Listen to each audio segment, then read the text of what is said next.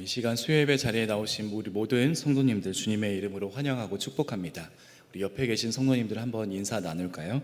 잘 오셨습니다. 네, 잘 오셨습니다. 이 시간 우리들에게 주신 하나님의 말씀은 예레미야 8장 말씀입니다. 예레미야 8장 18절에서 9장 1절까지 말씀인데요.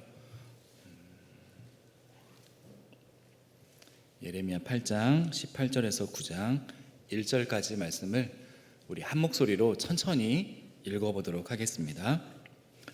슬프다 나의 근심이여, 어떻게 위로를 받을 수 있을까? 내 마음이 병들었도다. 딸 내 백성의 심히 먼 땅에서 부르짖는 소리로다. 여호와께서 시온에 계시지 아니한가? 그의 왕이 그 가운데 계시지 아니한가? 그들이 어찌하여 그 조각한 신상과 이방의 헛된 것들로 나를 경노하게 하였는고 하시니, 추수할 때가 지나고 여름이 다하였으나 우리는 구원을 얻지 못한다 하는도다. 딸 내 백성이 상하였으므로 나도 상하여 슬퍼하며 놀라움에 잡혔도다. 길르앗에는 유향이 있지 아니한가? 그곳에는 의사가 있지 아니한가? 딸 내 백성이 치료를 받지 못함은 어찌 됨인고? 어찌하면 내 머리는 물이 되고 내 눈은 눈물 근원이 될고, 죽임을 당한 딸 내 백성을 위하여 주야로 울리로다. 아멘. 이번 주에 우리가 함께 읽고 있는 이 예레미야는 유다가 멸망으로 치닫는 그 어두운 시대에 전달하고 싶지 않은 그 메시지를 전해야 하는 비운의 선지자입니다. 그것은 바로 나라가 멸망할 것이니 침략하는 바벨론에 항복하라는 메시지였습니다. 하나님께서 죄악된 이 유다를 심판하시기로 작정하셨기 때문에 포로 생활은 피할 수 없다는 것입니다. 오늘 함께 나눌 이 본문은 이러한 상황 가운데 예레미야의 이 마음을 잘 표현해 주고 있는 것 같습니다. 이 나라의 운명을 생각하면서 눈물이 마르지 않았기에 눈물의 선지자라는 별명까지 얻게 되었습니다. 여러분, 이런 예레미야가 활동했던 그 시기의 그 상황은 어떠했을까요? 이 예레미야는 이 유다의 그 요시야 왕 13년인 주전 그 627년부터 이제 예루살렘이 망해서 백성들이 포로로 잡혀가는 이 주전 586년 이 시드기야 왕 때까지 40년 이상을 사역한 선지자입니다. 이때 이 요시야 왕은요, 겨우 8살의 그 나이에 왕이 되어서 31년이라는 긴 시간 동안 국가를 통치하면서 하나님을 신실하게 섬겼던 영적인 개혁을 단행한 왕이기도 합니다. 그런데 어느 날 이 성전을 수리하면서 율법책을 발견하게 되는데요, 이 신명기 말씀이 포함되어 있을 것으로 여겨지는 이 율법책은 이 요시야 왕이 여호와께 드리는 이 제사를 개혁하는 계기가 되었습니다. 이제 대대적인 언약 갱신을 시행하는 이 요시야 왕의 개혁은 유월절을 국가 기념일로 지키는 데서 그 정점에 이르게 되는 것입니다. 그리고 예레미야의 사역은 이 신명기에 기록된 이 언약 메시지를 다시 백성의 삶 중심에 자리 잡게 하는 일이었습니다. 이 당시에 이 국제 무대에서는요, 주전 626년 정도에 이 나보폴라살이라는 사람이 이제 신바벨론 제국을 건설하여서 아수르를 위협하고 있었습니다. 이제 그 후에 이제 주전 612년 정도에 이제 수도인 니느웨의 멸망으로 인해서 아수르가 이제 완전히 기울어지면서 이제 신바벨론 제국이 패권을 쥐게 됩니다. 이 바벨론 세력의 확장에 이제 위협을 느낀 이 이집트의 바로 그 왕 느고 2세는 이 바벨론의 세력을 저지하기 위해서요, 갈그미스로 전쟁을 하러 나가게 됩니다. 이때 반아수르 입장이었던 유다의 요시야 왕이 이집트 군대가 지나가는 것을 이제 허용하지 않고 그 길을 막고 이제 무기또라는 곳에서 맞서 싸우다가 장렬히 전사를 합니다. 이때부터 유다도 이제 내리막길을 걷게 되는데요. 그 후에 요시야 왕의 아들 여호아스가 그 뒤를 잇는데 얼마 지나지 않아서 이집트로 끌려가 죽게 되고, 또 이집트는 요시야 왕의 또 다른 아들 이 엘리야김을 왕위에 앉힌 뒤에 이름을 여호와김으로 이름을 바꾸게 되죠. 여호야김이 왕위에 오르면서 지금까지 요시야 왕이 이루어졌던 그 종교 개혁은 모두 다 무너지게 되었습니다. 이제 그 주전 605년경에 이제 갈그미스에서 이집트와 바벨론이 전쟁을 치르는데요. 이제 이집트가 그곳에서 패하게 됨으로써 이제 바벨론이 유다까지 침공을 하게 됩니다. 바벨론은 이 예루살렘의 그 성전의 많은 기구들 그리고 왕족과 귀족을 다 데리고 가는데요. 이때 다니엘과 그 세 친구들도 끌려가게 되죠. 이제 이로써 유다는 이 바벨론의 느부갓네살 왕에게 조공을 바쳐야 했는데, 유다 입장에서는 이게 굉장히 무거운 짐이었기 때문에 여기서 더 벗어나려고 여호야김이 반란을 일으키지만 그곳에 실패를 하게 됩니다. 그 후에 여호야김이 죽고 그의 아들 여호야긴이 즉위하게 됐는데요.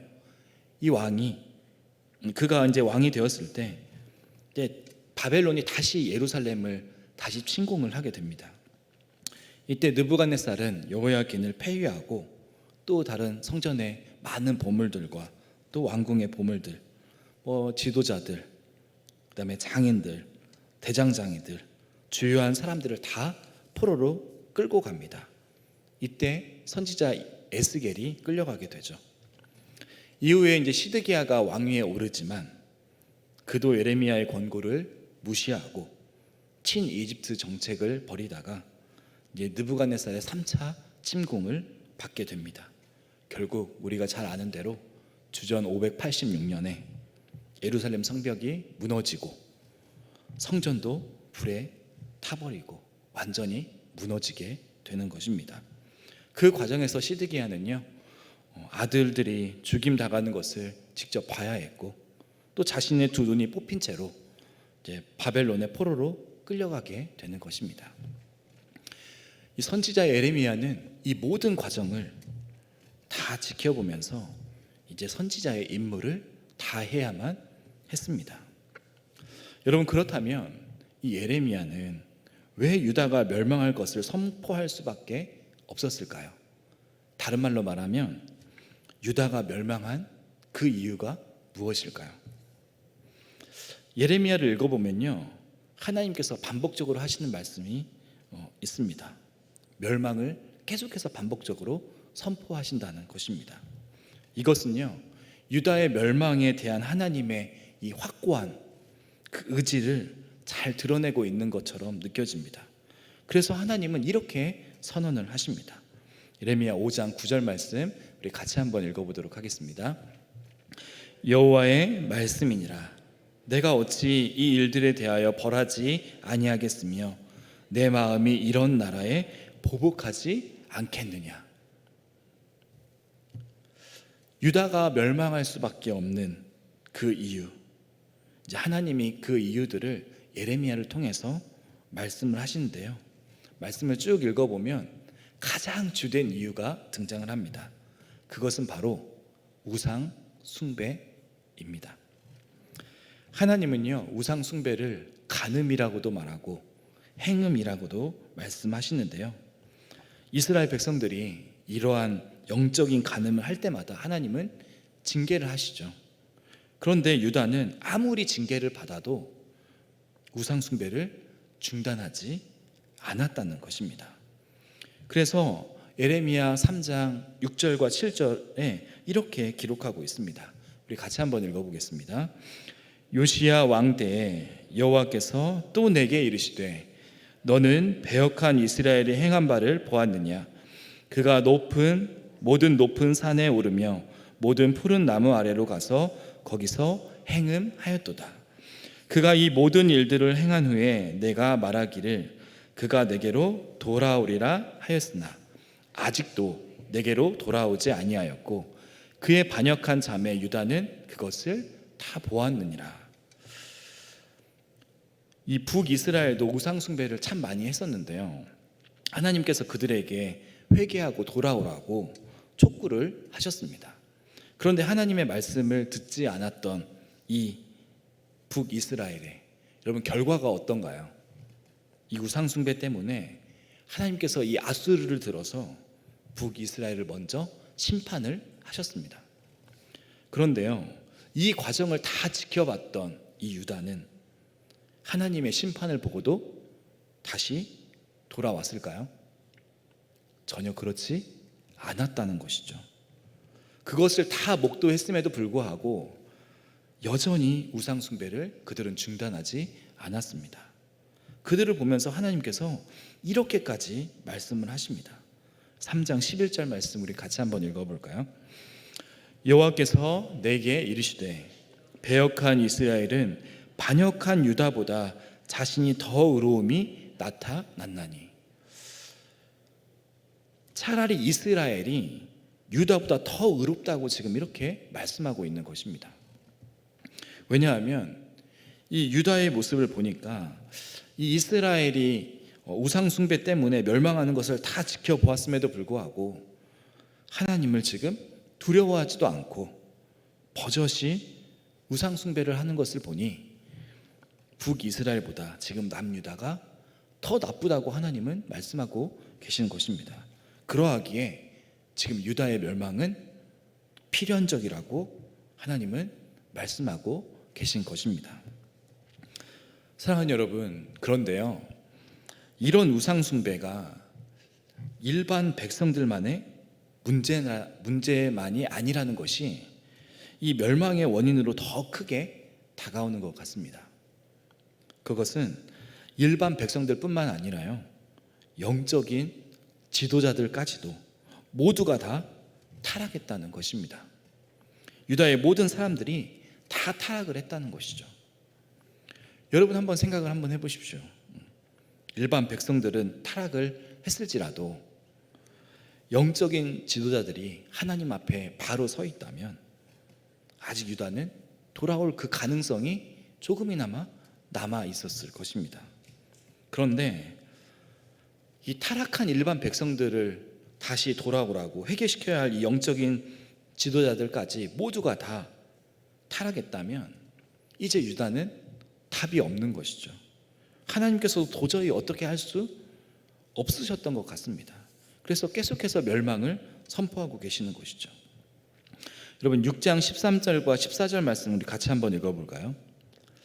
이는 그들이 가장 작은 자로부터 큰 자까지 다 탐욕을 부리며 선지자로부터 제사장까지 다 거짓을 행함이라. 그들이 내 백성의 상처를 가볍게 여기면서 말하기를 평강하다 평강하다 하나 평강이 없도다. 여기서 말하는 이 작은 자는요, 힘없는 백성들을 말하고요, 큰 자는 예언자와 제사장과 같은 이 지도자들을 말합니다. 그들 모두가 다 탐욕을 부리고 있다는 거죠. 다 타락을 했다는 것입니다. 또한 그것을 위해서 거짓말까지 일삼고 있다고 말씀하고 있는데요, 이렇게 행하는 것을 가볍게 여기고 아무것도 아닌 것처럼 말하고 있다고 지금 하나님은 고발을 하고 있는 것입니다. 깨어서 이 백성들의 삶을 영적으로 바라보면서 그들의 죄를 직시하고 다시 하나님께로 돌아오게 해도 모자랄 판에 하나님이 우리를 보호하실 거라고 지금 말하면서 평강을 외치고 있었다는 것입니다. 거짓된 평강이죠. 그래서 다시 회복해야 할 가능성이 더 희박해지고 그들의 영적인 마음이 더욱 썩어가고 있다는 것을 잘 보여주고 있습니다. 이런 모습 가운데 하나님은 유다 안에서 어떤 한 사람의 의인도 찾아볼 수 없다고까지 말씀을 하시는 것입니다. 예레미야 5장 1절 말씀 우리 같이 한번 읽어볼까요? 너희는 예루살렘 거리로 빨리 다니며 그 넓은 거리에서 찾아보고 알라. 너희가 만일 정의를 행하며 진리를 구하는 자를 한 사람이라도 찾으면 내가 이 성읍을 용서하리라. 여러분, 이 말씀 읽으면서 무엇이 떠오르셨나요? 바로 소돔과 고모라 성입니다. 의인 10명이 있으면 그 소돔과 고모라를 용서하시겠다고 말씀하셨던 하나님의 모습이 떠오르시지 않으신가요? 그런데요, 이제는 이 유다를 바라보면서 그곳에 이 의인 한 명만 있어도 내가 이 성읍을 용서하겠다고 말씀하고 계십니다. 여러분, 이 말이 무슨 말인가요? 지금 이 유다는, 그 유다 안에는 의인이 한 사람도 없을 정도로 다 타락했다는 것입니다. 일반 백성들로부터 시작해서 영적인 지도자들까지 모두가 다 타락했다는 것입니다. 그리고 또한 악함의 대명사인 이 소돔과 고모라보다 지금 유다의 이 영적인 상태가 더 심각하다는 것을 하나님은 지금 말씀하고 계십니다.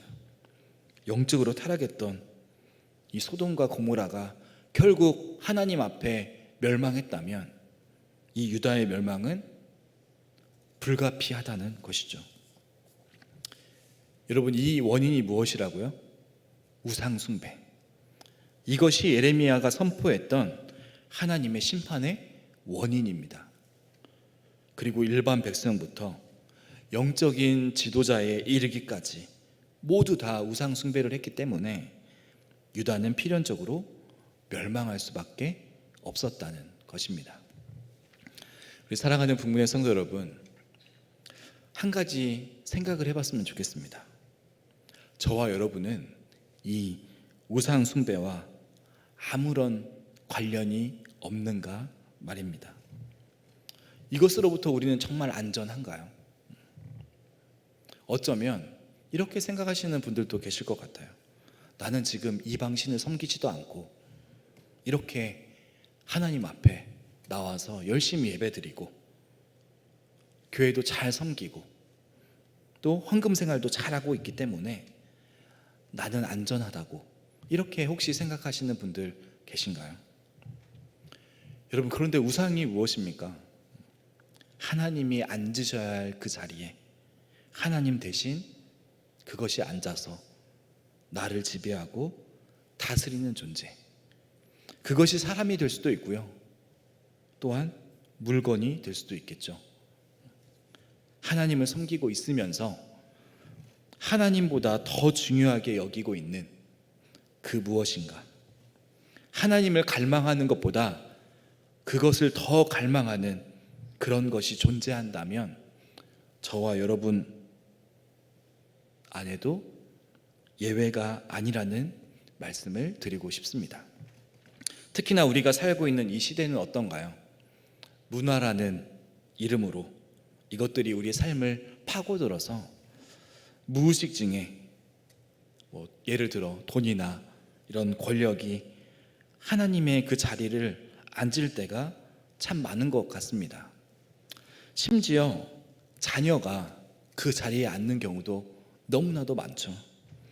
저도 이것에서 예외일 수는 없기에 더 민감해지려고 노력을 하고 있는데요. 그런데 이것이 마치 당시 유다가 처해 있던 상황에서 지도자들이 했던 그 말들처럼 우리가 그러한 시대를 살아가고 있으니 이것은 어쩔 수 없다고, 이것은 당연한 것이라고 이런 안일한 태도를 취하지는 않는가 하고 말입니다. 사랑하는 북문의 성도 여러분, 저와 여러분은 하나님을 갈망하며 살아야 하는 존재인 줄 믿습니다. 하나님이 내 삶의 주인이시라는 이 고백을 하며 살아야 할 존재라는 것입니다. 이 고백이 매일매일 저와 여러분들의 삶 가운데 살아있도록 영적으로 민감해지는 저와 여러분들 되어주시기를 주님의 이름으로 간절히 축복합니다. 그렇다면 여러분, 이런 상태의 남유다를 향해서 하나님의 말씀을 선포하는 예레미야의 마음은 어떠했을까요? 우리가 알고 있는 것처럼 예레미야 선지자는 눈물의 선지자라고 말합니다. 회개하지 않는 그 유다 백성들을, 그리고 멸망해 가는 예루살렘을 보면서 계속해서 눈물로 하나님 앞에 탄식하고 슬퍼했기 때문입니다. 그 슬픔이 그대로 드러나 있는 구절이 오늘 본문인 예레미야 9장 1절 말씀인데요, 우리 같이 다시 한번 읽어보도록 하겠습니다.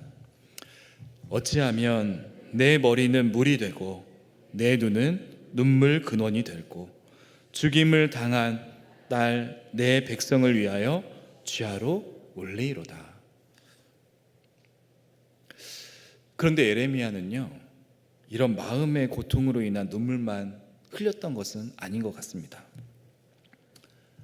이 심적으로 어려움에 더해서 굉장한 박해를 받으면서 그것으로 인한 고난도 있다고 성경은 기록하고 있습니다. 여러분, 예레미야가 왜 박해를 받았을까요?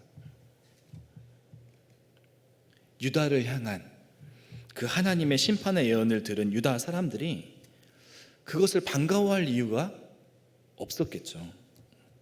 이 심판의 메시지를 듣고 회개하고 돌이키지는 못하고 오히려 그것을 전하는 예레미야에게 지금 화를 내고 욕하고 겁박을 주는 것입니다. 심지어 예레미야를 죽이겠다고 하는 이 살해 협박까지 하는 이 백성들도 있었습니다. 그것이요, 예레미야 11장 21절에 기록되어 있는데요, 우리 같이 한번 읽어보도록 하겠습니다. 여호와께서 아나도 사람들에 대하여 이와 같이 말씀하시되 그들이 내 생명을 빼앗으려고 찾아 이르기를 너는 여호와의 이름으로 예언하지 말라. 두렵건대 우리 손에 죽을까 하노라 하도다. 여러분, 여기 기록된 이 아나돗 사람들, 이 아나돗이라고 하는 이 지명은요, 성전에서 일하는 제사장들이 살고 있던 마을입니다. 이 제사장 출신이었던 이 예레미야도 당연히 이 아나돗 출신이었겠죠. 여러분, 이게 무슨 말인가요? 거리가 먼 백성들이, 멀리 사는 이 백성들이 아나돗을 지금 죽이려고 한 게 아니라요, 어쩌면 예레미야가 잘 알고 있는, 집에서 만나면 형 동생 하는 사이일 수도 있고요, 친구일 수도 있고, 그런 제사장들조차도 예레미야에게 더 이상 심판의 예언을 하지 말라고, 계속 그러면 내가 너를 죽일 수밖에 없다고 그렇게 협박을 했다는 것입니다. 그래서 예레미야는 이런 결심을 하죠. 하나님이 이제 나에게 예언하라고 하는 그것을 나는 도저히 예언하지 않겠다고 말입니다. 그런데요, 이 하나님의 말씀이 예레미야의 마음 가운데 불붙듯이 타올라서 그것을 견디지 못하겠다고, 다시 이 예언을 선포할 수밖에 없다고 예레미야는 고백하기도 합니다. 여러분, 저 같았으면 당장 그 하나님의 말씀을 선포하는 것을 벌써 그만뒀을 것 같습니다. 그런데요, 예레미야는 그렇지 않았다는 것이죠. 끝까지 하나님이 전하라고 하신 그 말씀을 전하고 있는데, 그렇다면 이 예레미야가 눈물을 흘리면서까지도, 고난을 당하면서까지도 하나님의 말씀을 전할 수밖에 없었던, 그를 붙들고 있었던 그것은 여러분 무엇일까요? 저는 말씀을 읽으면서 이 예레미야의 마음속에 하나님께서 하신 이 말씀이 그의 가슴속에 깊이 새겨졌을 것이라고 생각을 하는데요, 우리 예레미야 31장 31절에서 33절까지 우리 한 목소리로 읽어보도록 하겠습니다. 여호와의 말씀이니라. 보라, 날이 이르리니 내가 이스라엘 집과 유다 집에 새 언약을 맺으리라. 이 언약은 내가 그들의 조상들의 손을 잡고 애굽 땅에서 인도하여 내던 날에 맺은 것과 같이 아니할 것은 내가 그들의 남편이 되었어도 그들이 내 언약을 깨뜨렸음이라. 여호와의 말씀이니라. 그러나 그날 후에 내가 이스라엘 집과 맺을 언약은 이러하니 곧 내가 나의 법을 그들의 속에 두며 그들의 마음에 기록하여 나는 그들의 하나님이 되고 그들은 내 백성이 될 것이라. 여호와의 말씀이니라. 아멘. 하나님께서 지금 다시 언약을 맺어주시고 그들을 회복시켜 주시겠다고 하시는 이 약속의 말씀이 어쩌면 예레미야의 이 마음속에 정말 깊이 새겨져 있지는 않았을까요? 다윗과 같은 왕이 나타나서 새로운 이스라엘의 그 왕국을 세우는 것, 여러분 그것도 너무나도 중요하지만 진정한 이스라엘의 하나님 그 나라의 회복은, 진짜 회복은 이스라엘 백성들의 영적인 회복이 이루어져야 한다고 저는 믿습니다. 왜냐하면 지금 이 유다 백성들이 멸망하고 포로로 잡혀간 그 이유가 하나님과 맺었던 그 언약을 깨뜨렸기 때문입니다. 그 언약 때도 그들이 살지 않아서 이 멸망의 길로 갈 수밖에 없었던 것이죠. 하나님의 뜻대로 살아가는데 실패해서 포로로 지금 붙잡혀 왔기 때문에 이것을 회복하는데 가장 중요한 것은요, 그들의 영적인 회복이 절대적으로 필요하다는 것입니다. 그런데 여러분, 그들은, 이스라엘 백성들, 이 남유다 백성들은 어떻습니까? 그들에게는요, 이 율법대로 살아갈 수 있는 능력이나 실력이 하나도 없다는 것입니다.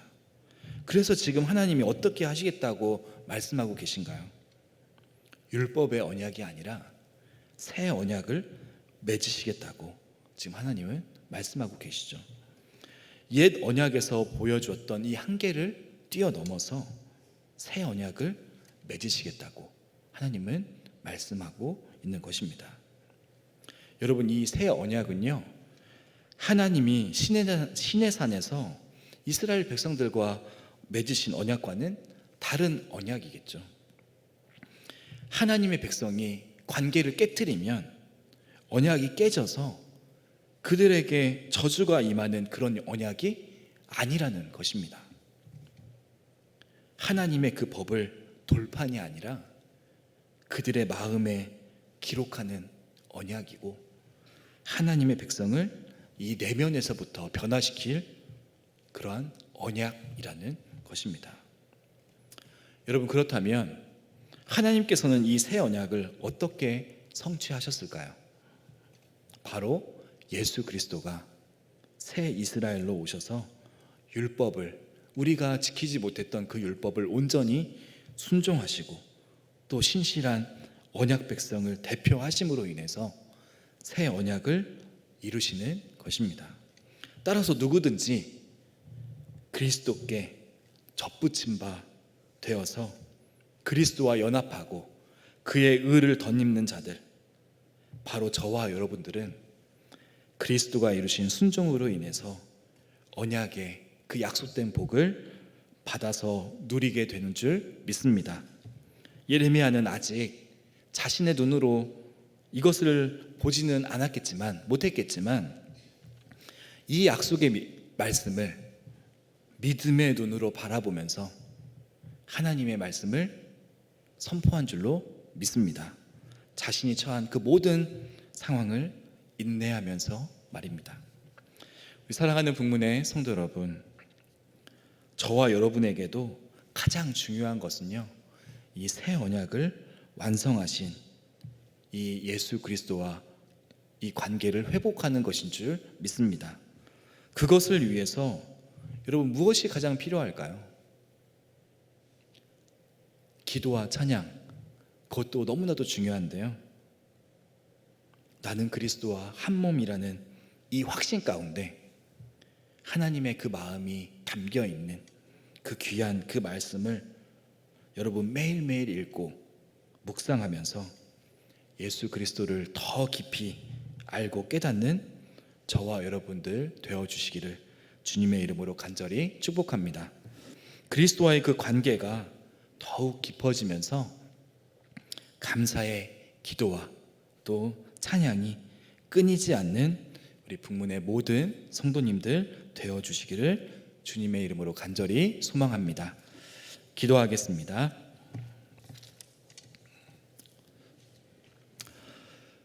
하나님, 북문의 모든 지체들의 영적인 민감함이 더욱 살아났으면 좋겠습니다. 그래서 하나님의 자리를 대신 차지하는 그것들과의 싸움에서 믿음으로 승리했으면 좋겠습니다.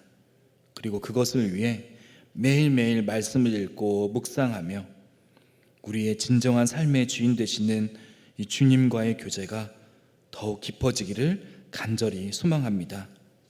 우리의 신앙의 간증이 더욱 충만하기를 간절히 축복하오며 예수님의 이름으로 기도하옵나이다. 아멘.